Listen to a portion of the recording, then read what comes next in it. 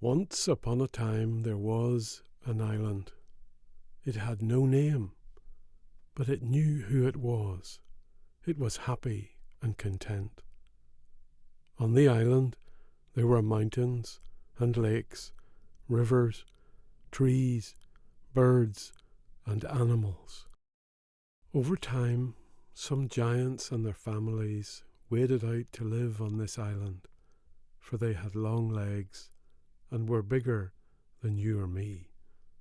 A tribe from the east, a tribe from the west, a tribe from the north, and a tribe from the south.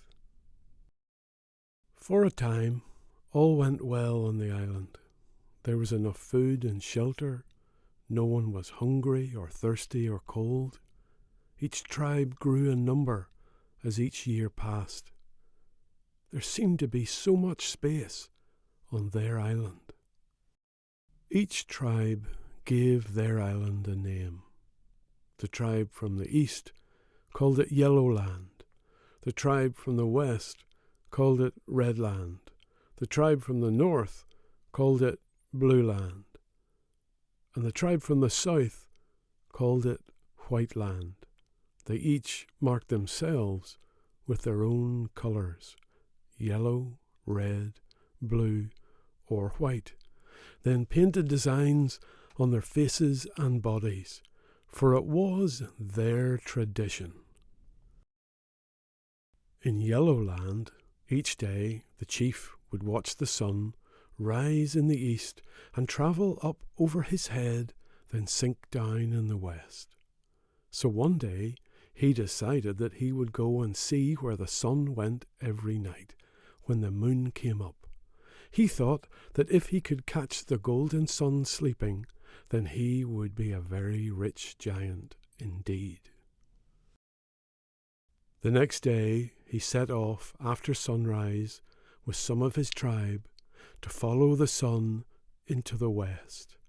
They travelled all day over rivers, hills, lakes, and mountains until they reached the far shores of their island. But they were shocked to find the red people living there. The red people looked very different from them because they were red. "Quick," said the yellow chief to his men, "we must send a message back to our people to bring an army. We are being invaded." So a message was sent, and all thoughts of catching the sun disappeared with the appearance of the red people. The red people now noticed the yellow people on the ridge above their village, so they too raised the alarm. "Quick," said the red chief, "gather up all our warriors. We are being attacked by a yellow horde." So they ran to get the spears and weapons to chase the yellow people away from their island. Meanwhile, the messenger arrived at the yellow village. "We're being invaded by hideous red monsters with sharp red teeth. If we don't attack them, they will take our island away from us. Hurry! Hurry!" So the yellow people gathered up an army and headed west to save their chief and their island. Meanwhile, in the south, the white chief had often observed the sun and the moon as they travelled up over his mountains. So he decided that he would set off with a party to hunt for the sun and the moon behind the purple mountains. He would be a mighty chief indeed if he could catch them both. The white chief set off early that day with his party, and they travelled north until midday, when all of a sudden he saw a big army in front of him. Part of it was yellow, and part of it was red. "What is this?" said the great white chief. "We must go and get help, otherwise we will be driven into the sea and off our island." So he set off to get an even bigger army. Now, in the north, there lived the Blue Chief and his people. They marked their faces with blue designs and called their island Blue Land.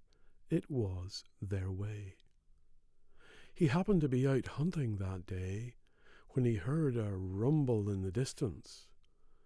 When he looked over the brow of the hill, he was amazed to see a huge army, coloured yellow, red, and now white. So he went and got as many blue soldiers as he could collect and returned to defend his island. Meanwhile, the white chief in the south was really wondering how he could ever beat such an enormous army, yellow, red, and now with blue reinforcements. So he waved his white flag. But the yellow, red, and blue armies all took this as a signal to fight, for they had never seen a white flag before. Then the biggest battle ever commenced on the island with no name. The yellow fought the red, who fought the white, who fought the blue, who fought the yellow, who fought the red, who fought the white, who fought the blue, who fought the yellow, who fought the red, who fought the white, who fought the blue, who fought the yellow. Now the island, who had been watching this develop, was starting to get angry. It trembled and shook with rage. Then it started to sink into the sea. All the people ran to where the armies were still fighting for the top of the hill in the middle of the island. Then the island continued to sink until all the armies and all the people were so tightly packed together that they could hardly move their arms to fight. "I'd love to punch you in the face, sunshine, but I can't swing my arms. But I'm gonna still poke you in the side with my wee finger. Take that, you wee swine." Ugh. Well, there was still the odd punch being thrown when the island sank once more. Women and children were screaming. The elderly were saying their prayers, and everyone now thought they would surely drown. Even the soldiers were now lifting the weakest up out of the water and onto their shoulders. Then the island stopped, with the water now up round their waists. So there they were, the yellow, the red, the white, and the blue, the young, the old, and all the wee babies too. The four chiefs began to argue. "It's our island," said the yellow chief. "No, it's our island, Redland," said the red chief. "Rubbish. We whites got here first, long before you ever did. Our bloodline goes back to he who was the first giant." "You're all talking nonsense," shouted the blue chief. "It was Blue Land even before time itself." The island shook and began to sink once more into the waves. After a while, it started to rain, and the colours that all the giants marked themselves with started to run. It rained until all the colours had washed off their faces and their arms and their legs. It rained until all the colours had gone completely. Up close, the yellow, the red, the blue, and the white giants didn't seem so different.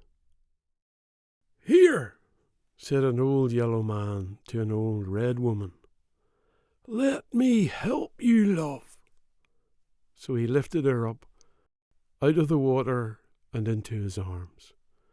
"Oh, thank ye," she smiled. "Let me bandage that arm," said a blue to a yellow. "Hey, that was some punch now," said a white to a red. "You know, you almost broke my nose." They were actually talking to each other. After a while, everyone was talking, one to another. The yellow, the red, the white, and the blue, words flowing to and fro, all amongst each other, all on the green of the island, all on the island beneath their big feet. The more they talked, the more the water subsided. The more they helped each other, the less it rained. The more they realized that their names for the island had no meaning for the island itself.